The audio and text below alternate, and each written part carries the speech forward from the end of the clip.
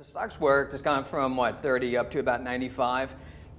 The key point here is that it's not over. I actually think it's just starting now. So if you look at a name like Restoration Hardware, it's gone through 7 years where they took their store count, they got rid of all the crappy stores, and they went from like 110 down to about 60, okay? Then they leveled out, and now they're starting to grow again. It's as easy as that. So now you got square footage growth, that's 855,000 square feet or so. Over a 4-year time period, it's going to 2.5 million.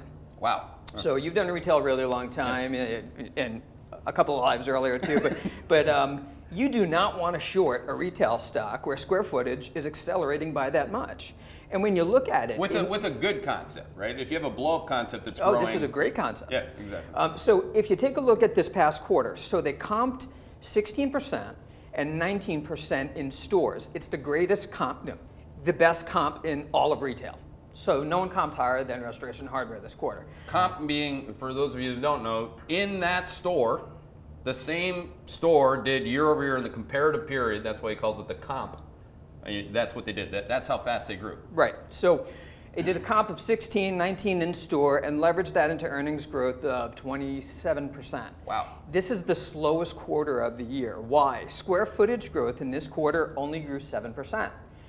By December, it's going to grow at 29%. Wow. So you have about a 22% acceleration in square footage growth over just a 4-month time period. That accelerates again into 2016. So our numbers are calling for about 60% earnings growth next year, about 53% in the fourth quarter of this year, and that's against this great number that we just saw, that was 27%. Find me any name out there in any industry that's got some cap to it that can actually grow like that, and I just don't think you can.